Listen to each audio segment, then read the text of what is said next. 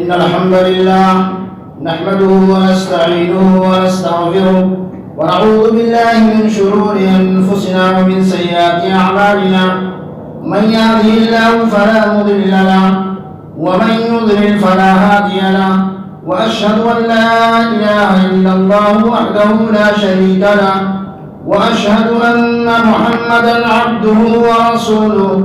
قال الله سبحانه وتعالى: يا أيها الذين آمنوا اتقوا الله حق تقاته ولا تموتن إلا وأنتم مسلمون.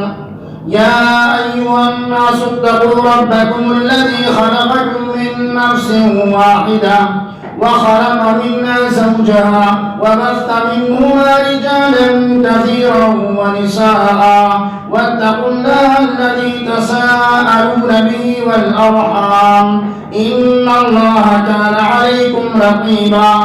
يا أيها الذين آمنوا اتقوا الله وقولوا قولا سديدا يصلح لكم أعمالكم ويغفر لكم ذنوبكم ومن يطع الله ورسوله فقد فاز فوزا عظيما. أما بعد فإن أحسن الحديث كلام الله وخير الهدي هدي محمد صلى الله عليه وسلم وشر الأمور محدثاتها وكل محدثة بدعة وكل بدعة ضلالة وكل ضلالة في النار. أعوذ بالله من الشيطان الرجيم. بسم الله الرحمن الرحيم. وإذا مرضت فهو يشفين.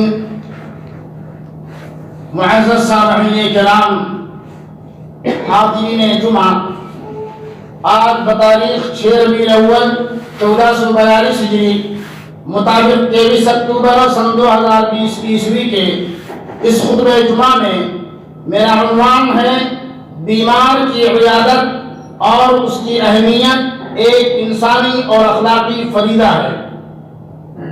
اولاً تمام تعریف اللہ رب العالمین کے لیے نہایت زیبا ہے جو ساری کائنات کا خالق اور مالک، مربی اور پالنہار ہے۔ درود و سلام نازل ہو تمام انبیاء کرام پر اور خصوصیت کے ساتھ ہمارے آخری نبی جناب محمد رسول اللہ صلی اللہ علیہ وسلم پر۔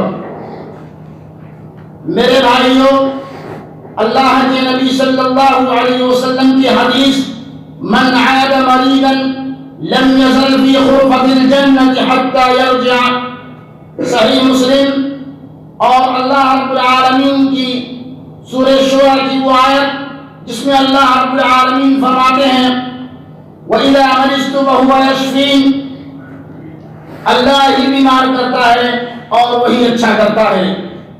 اسلام میں مریض کی عیادت کی بڑی اہمیت اور فضیلت بتائی گئی ہے اور یہ ایک انسانی اور اخلاقی فریضہ ہے۔ میرے بھائیوں، بیمار پرسی کرنا، مریض کو تسلی دینا اور ہمدردی ظاہر کرنا اونچے درجے کا نیک عمل اور مقبول ترین عبادت ہے، اور اس کی وجہ یہ ہے کہ سوسائٹی، معاشرے اور سماج کے اندر جذبہ الفت اس وقت پیدا ہوتا ہے جب حاجت مندوں کی معاونت کی جائے، اور جو کام شہری زندگی کو سنوارتے ہیں وہ اللہ تعالیٰ کو پسند ہے، اور عیادت رشتے الفت پیدا کرنے کا بہترین ذریعہ ہے۔ اس لیے اس میں بڑا اجر و ثواب رکھا گیا ہے۔ چنانچہ حدیث کے اندر آتا ہے رسول اللہ صلی اللہ علیہ وسلم نے فرمایا اللہ تعالیٰ قیامت کے دن بیمار کرسی میں کوتاہی کرنے والوں سے فرمائیں گے اے آدم کے بیٹے، میں بیمار پڑا تھا مگر تو نے مجھے نہ پوچھا۔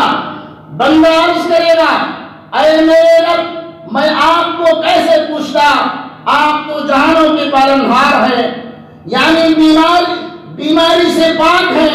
اللہ تعالیٰ فرمائیں گے کیا تو نہیں جانتا تھا کہ میرا فلاں بندہ بیمار پڑا لیکن تو نے اسے نہ پوچھا؟ کیا تو نہیں جانتا تھا کہ اگر تو اس کی بیمار کرسی کرتا تو تو مجھے اس کے پاس پاتا؟ مسلم کی روایت ہے میرے بھائیوں۔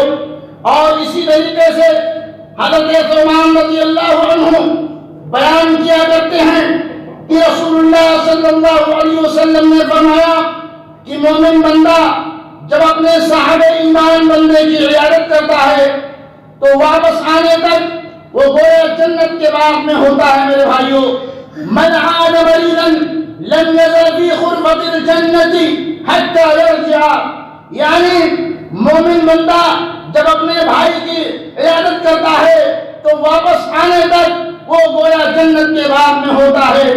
اور اسی طرح سے حضرت ابو ہریرہ رضی اللہ عنہ سے روایت ہے کہ رسول اللہ صلی اللہ علیہ وسلم نے فرمایا جس بندے نے کسی مریض کی عیادت کی تو اللہ کا منادی آسمان سے پکارتا ہے کہ تو مبارک اور عبادت کے لیے تیرا چلنا مبارک، اور تو نے یہ عمل کر کے جنت میں اپنا گھر بنا لیا.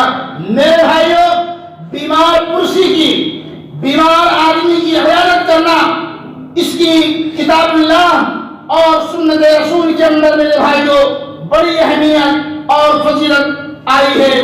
اسی طریقے سے اور یہ ایک انسانی فریضہ ہے، یہ ایک اخلاقی فریضہ بھی ہے. مسلمان کا حق ہے کہ وہ اپنے بیمار بھائی کی عیادت کرے اور اسے لازم سمجھے. یعنی اگر کوئی مسلمان بیمار ہو گئے تو اس کے جا کر کے اس کی بیمار پرسی کرے، اس کی خیر خیریت پوچھے اور اس کے بعد بیٹھ کر کے تسلی کے کلمات کہے. یہاں تک کہ میرے بھائیوں اس قدر اہمیت اور اس قدر فضیلت ہے بیمار پرسی کی عیادت کہ غیر مسلم کا بھی اس میں امتیاز نہیں رکھا گیا. اسلام میں عیادت کی اہمیت کا اندازہ اس بات سے بھی لگایا جا سکتا ہے کہ اس عمل کے لیے مسلم اور غیر مسلم کا امتیاز بھی باقی نہیں رکھا گیا. چنانچہ حضرت انس سے روایت ہے کہ ایک یہودی لڑکا رسول اللہ صلی اللہ علیہ وسلم کی خدمت کیا کرتا تھا. وہ بیمار ہو گیا تو آپ صلی اللہ علیہ وسلم اس کی عیادت کے لیے اس کے پاس تشریف لے گئے اور اس کے سرانے بیٹھ گئے اور اس سے فرمایا اللہ کا دین اسلام قبول کر لے. اے اللہ کے بندے، اللہ کا دین اسلام قبول کر لے. اس نے اپنے والد کی طرف دیکھا جو وہیں موجود تھے. اس لڑکے نے کہا ابو القاسم صلی اللہ علیہ وسلم کی بات مان لے. اس کے باپ نے کہا میرے بھائیو، اس لڑکے نے اسلام قبول کر لیا. رسول اللہ صلی اللہ علیہ وسلم باہر تشریف لائے اور فرمایا یعنی اس اللہ کی تمام تعریف اللہ رب العالمین کی ہے جس نے اس لڑکے کو جہنم سے نکال لیا. عیادت کے میرے بھائیوں بہت سارے آداب ہیں. نمبر 1، مریض کے پاس مناسب وقت میں جائیں. ایسے نہ ہو کہ آپ بے ٹائم اور بے وقت اس کی عیادت کرنے کے لیے چلے جائیں. نہیں، مناسب وقت دیکھ کر کے جائیں. مریض کے پاس مناسب وقت میں جائیں اور مریض کے گھر میں اپنے نظروں کی، اپنے نگاہوں کی حفاظت کریں. نمبر 2، زیادہ دیر مریض کے پاس نہ بیٹھیں جس سے اسے پریشانی ہو. اگر کوئی مریض کسی سے بے تکلفی رکھتا ہے اور وہ اس کا خاص دوست، وہ ہمدرد ہے، تو وہ زیادہ دیر بیٹھ کر اسے تسلی پہنچائے. نمبر 3، اس سے تسلی اور ہمدردی کی باتیں کریں مریض سے. نمبر 4، اگر اسے تکلیف نہ ہو تو اس کی پیشانی پر ہاتھ پھیریں. نمبر 5، پہلے اس کا حال دریافت کریں. جب وہ اپنے تکلیف بیان کر دے تو اس کے سامنے لا باس طہور انشاءاللہ کہیں، یعنی اس تکلیف سے آپ کا کوئی نقصان نہ ہوگا اور آپ کے لیے تکلیف انشاءاللہ آپ سے گناہوں سے پاک ہونے کا ذریعہ ہے. نمبر 6، اس پر دعائے صحت پڑھ کر کے دم کریں. نمبر 7، اس کے پاس ایسی کھانے کی چیز لے جائیں جس کو وہ پسند کرتا ہو. نمبر 8، مریض سے دعا کی درخواست کرے، اس لیے کہ اس کی دعا فرشتوں کی دعا کی طرح ہوتی ہے. میرے بھائیوں، عیادت کے فضائل و احکام میرے بھائیوں بہت زیادہ ہیں. کسی بھی بیمار کی عیادت کو خود اللہ تعالیٰ کی عیادت کے مطابق بتلایا گیا ہے. اسی لیے ضرورت اس بات کی ہے کہ ہم لوگ بھی اللہ کے نبی صلی اللہ علیہ وسلم کے بتائے ہوئے اس عیادت کے طریقے کو اپنائیں اور اسے اپنی زندگی میں نافذ کریں.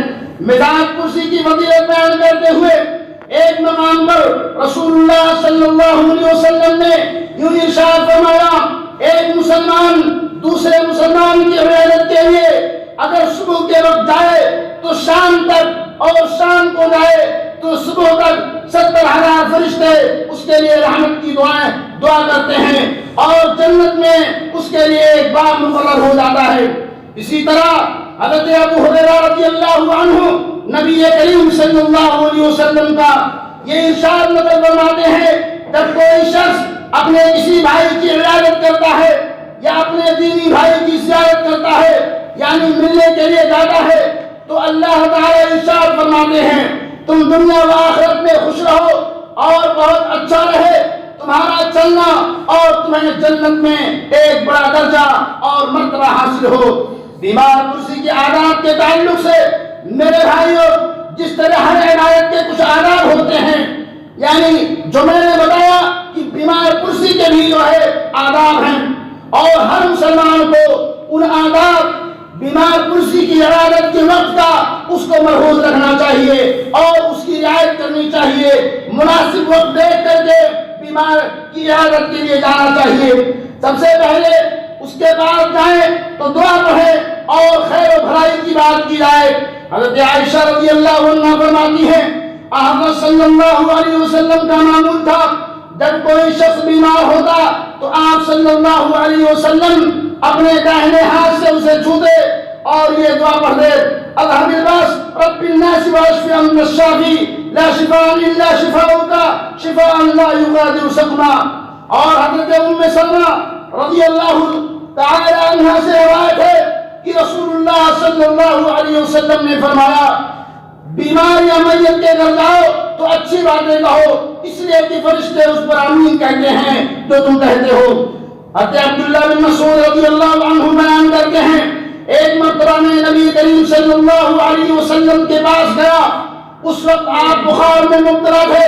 میں نے کہا، اے اللہ کے رسول صلی اللہ علیہ وسلم، اس وقت آپ کو شدید بخار ہے۔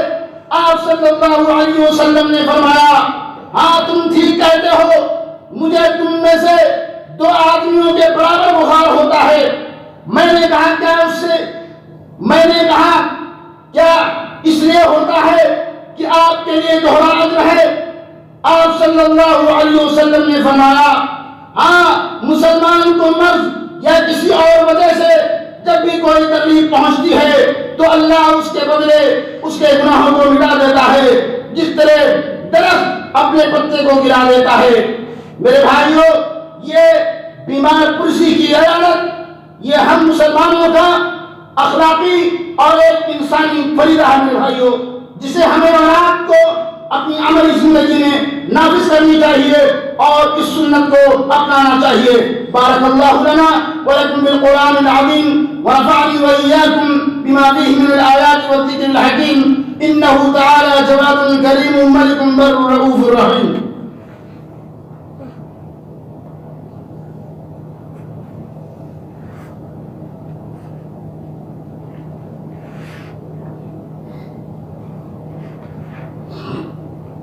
الحمد لله على إحسانه والشكر له على توفيقه وامتنانه، وأشهد أن لا إله إلا الله وحده لا شريك له تعظيما لشانه، وأشهد أن محمدا عبده ورسوله، أما بعد۔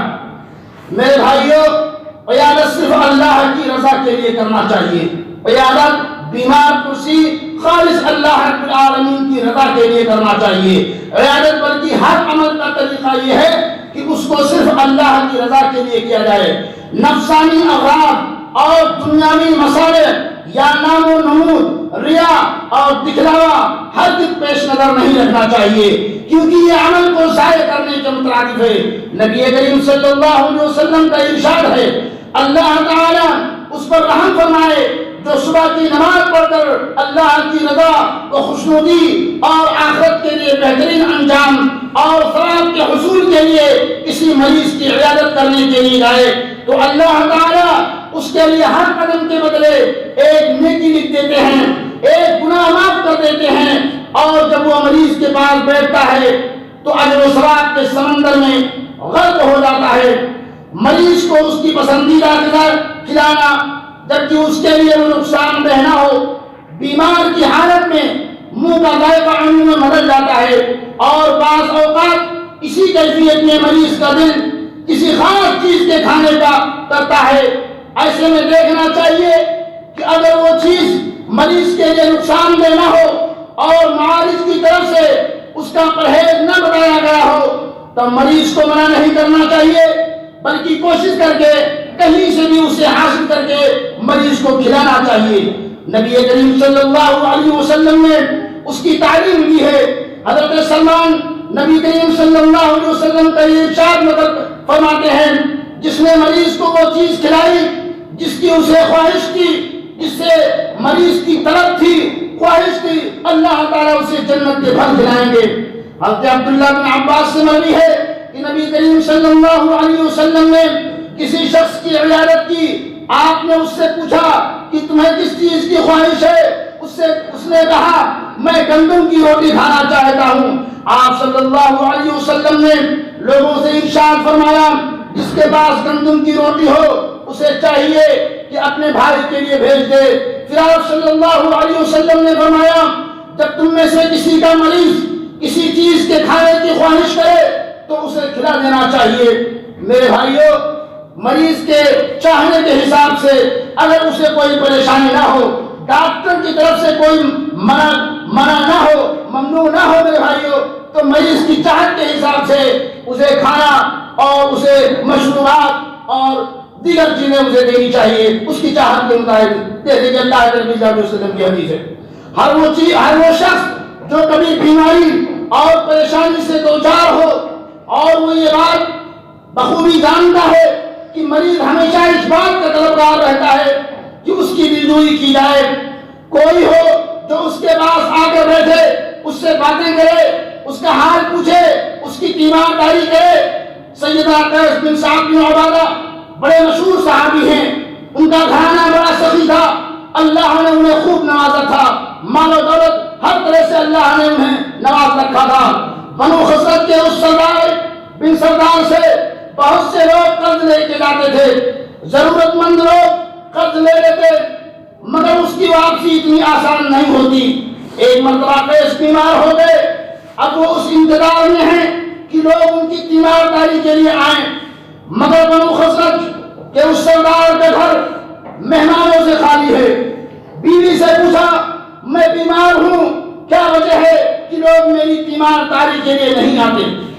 بیوی کہنے لگی، آپ کو معلوم ہے کہ مدینہ کے اکثر لوگوں نے آپ سے قرض لے رکھا ہے، مدینہ کے تمام لوگوں نے آپ سے قرض لے رکھا ہے، ان کے وعدے گزر چکے ہیں، جس وقت کا انہوں نے وعدہ کیا تھا کہ ہم اس ٹائم میں آپ کا درہم، آپ کا ریال واپس کر دیں گے، وہ ٹائم بھی گزر چکا ہے، مگر وہ قرض واپس نہیں کر سکے۔ وہ آپ سے شرمندہ ہیں اور آپ کا سامنا کرنے سے کترا رہے ہیں۔ قیس کہنے لگے، اچھا تو یہ بات ہے، اس وجہ سے لوگ میری تیمارداری کے لیے نہیں آتے، لوگ قرض واپس نہ کرنے کی وجہ سے میری تیمارداری کے لیے نہیں آئے۔ کہنے لگے، برا ہو ایسے مال کا جو لوگوں کو میری تیمارداری سے روک رہا ہے۔ منادی کرنے والے کو بلایا، منادی دینے والے کو بلایا اور اس سے کہا، جاؤ مدینہ کے بازاروں میں اعلان کر دو کہ جو کوئی قیس بن سعد کا مقروض ہے، قیس کی طرف سے اعلان ہے کہ اس کا قرض معاف کیا جاتا ہے۔ قیس بن عبادہ نے یہ منادی بھیج کر کے اعلان کروا دیا کہ سارے لوگ جو قرض لیے تھے سب کا پیسہ معاف کیا جاتا ہے۔ اعلان کرنے کی دیر تھی کہ لوگ اتنی کثرت سے ان کے گھر تیمارداری کے لیے آتے گئے کہ گھر کے دروازے کی تحریر ٹوٹنے کے قریب ہو گئی۔ میرے بھائیوں، اس قدر لوگ جو ہے، جب قیس نے سارے لوگوں کا قرضہ معاف کر دیا تو لوگ اس قدر ان کی بیمار پرسی کے لیے، ان کی تیمارداری کے لیے آنے لگے کہ گھر کے دروازے، گھر کے تحریر بھی جو ہے ان کے ٹوٹنے کے قریب ہو گئے۔ اسی طرح ایک دن اللہ کے رسول صلی اللہ علیہ وسلم نے فرمایا، تم میں سے کون ایسا شخص ہے جس نے آج روزہ رکھا ہے؟ سیدنا ابو بکر صدیق نے عرض کیا، اے اللہ کے رسول صلی اللہ علیہ وسلم، میں نے آج روزہ رکھا ہے۔ آپ صلی اللہ علیہ وسلم نے پوچھا آج تم میں سے کس نے کسی مسلمان کا جنازہ پڑھا ہے؟ سیدنا ابو بکر صدیق نے کہا اے اللہ کے رسول صلی اللہ علیہ وسلم میں نے جنازہ پڑھا ہے۔ ارشاد ہوا آج تم میں سے کس نے مسکین کو کھانا کھلایا ہے؟ ابو بکر صدیق نے عرض کیا اے اللہ کے رسول صلی اللہ علیہ وسلم میں نے آج مسکین کو کھانا کھلایا ہے۔ آپ صلی اللہ علیہ وسلم نے پوچھا کہ آج تم میں سے کس نے مریض کی عیادت کی ہے؟ ابو بکر صدیق نے عرض کیا اے اللہ کے رسول صلی اللہ علیہ وسلم میں نے آج مریض کی عیادت کی ہے۔ آپ صلی اللہ علیہ وسلم اپنی زبان اقدس سے یہ الفاظ ارشاد فرماتے ہیں جس شخص میں یہ ساری خوبیاں موجود ہیں، جس کے اندر یہ ساری خوبیاں پائی جاتی ہیں، وہ یقیناً جنت میں جائے گا۔ رواہ مسلم۔ جس کے اندر یہ ساری خوبیاں موجود ہیں میرے بھائیوں، یہ کے بعد دیگرے جو میں نے گنایا ہے، ابو بکر صدیق نے کہا ہاں اللہ کے رسول صلی اللہ علیہ وسلم میں نے ایمانداری کی ہے، میں نے مسکین کو کھانا کھلایا ہے، میں نے جو ہے میت کے جنازے میں شرکت کی ہے۔ اللہ کے نبی صلی اللہ علیہ وسلم نے فرمایا کہ جس شخص کے اندر یہ ساری خوبیاں پائی جاتی ہیں، جس کے اندر یہ ساری اچھائیاں ہیں میرے بھائیوں، وہ شخص جنت میں رہے گا، وہ شخص جنتی ہوگا۔ اللہ رب العالمین ہم تمام لوگوں کے اندر اس سنت کو اور اس اچھائی کو عمل کرنے کی اللہ تعالیٰ ہمیں توفیق عطا فرمائے۔ تراخور کیجیے میرے بھائیوں، ان خوبیوں میں سوائے روزے کے باقی ساری خوبیاں اخلاق حسنہ اور دوسروں سے حسن سلوک کی نشاندہی کرتی ہیں میرے بھائیوں۔ ہماری حالت صاحب آج تک ہمارے معاشرے میں جملہ معاشرتی حقوق ایک رسم بن کر رہ گیا ہے میرے بھائیوں۔ اگر کوئی بیمار ہو جائے تو اس کی عیادت کے لیے جانا بھی درد سر سمجھا جاتا ہے۔ اگر کوئی بیمار ہو جائے آج کے ماحول میں، آج کے معاشرے اور سماج کے اندر میرے بھائیوں تو جو ہے بیمار کرسی اس کی مریض کی عیادت کرنے کے لیے درد سر اور ایک بوجھ سمجھا جاتا ہے، اور یوں کہا جاتا ہے کہ فلاں کو دیکھنے بھی جانا ہے۔ 2 دن ہو گئے وہ بیمار ہے اور اسے میں دیکھنے نہیں گیا، وہ کہے گا میں اس کو دیکھنے بھی نہیں آیا۔ مریض کی عیادت تو نیک کام نہیں بلکہ ایک بوجھ سمجھ کر کیا جاتا ہے کہ نہیں ہے؟ حالانکہ یہ ایک انسانی حق ہے، اس کی ادائیگی میں ایثار خندہ پیشانی کا مظاہرہ کرنا چاہیے۔ آج اجتماعی اور انفرادی دونوں طریقوں سے ایمانداری کی سنت کو زندہ کرنے کی میرے بھائیوں اشد ضرورت ہے۔ قابل مبارکباد کے مستحق ہیں وہ لوگ اور وہ مسلمان جو اس کام میں سرگردہ ہیں، جو اس کام کے کرنے میں جو ہے سرگرم عمل ہیں، مگر انہیں پر اتباع کرنا ٹھیک نہیں ہے، بلکہ حالات کے تقاضوں کو سمجھتے ہوئے اسلام کا پیغام انسانیت لوگوں تک پہنچانا ہی وقت کی سب سے بڑی ضرورت ہے۔ اللہ پاک ہمیں اس عظیم عبادت میں حصہ لینے اور بقدر وسعت وقتاً فوقتاً اسے انجام دینے کی اللہ رب العالمین تو ہم تمام مسلمانوں کو توفیق عطا فرما، آمین یا رب العالمین۔ اللہ رب العالمین ہمیں جو بیمار ہے انہیں تو شفائے کاملہ اور عاجلہ عطا فرما، اللہ جو پریشان ہے ان کی تو پریشانی کو دور فرما، اللہ ہم میں جو بے نمازی ہیں اللہ تمہیں 5 وقتہ نماز پڑھنے کی توفیق عطا فرما، اللہ جو مسلمان روزی روٹی کے لیے پریشان ہیں اللہ تعالیٰ تو انہیں حلال کی روزی انہیں کمانے اور اپنے بچوں کو کھلانے کی توفیق عطا فرما، اللہ اس مملکت توحید کو تو حفاظت فرما، یہاں کے ولاۃ الامور اور یہاں کے ذمہ داروں کی اللہ رب العالمین کو حفاظت فرما، اور اس مملکت توحید کو اللہ رب العالمین تو اپنے خاص حفظ و امان میں رکھے، آمین یا رب العالمین۔ عباد اللہ ان اللہ یأمر بالعدل والإحسان وإیتاء ذی القربى وینہی عن الفحشاء والمنکر والبغی یعظکم لعلکم تذکرون فاذکروا اللہ یذکرکم وادعوه یستجب لکم ولذکر اللہ اکبر واللہ یعلم ما تصنعون وآخر دعوانا ان الحمد للہ رب العالمین۔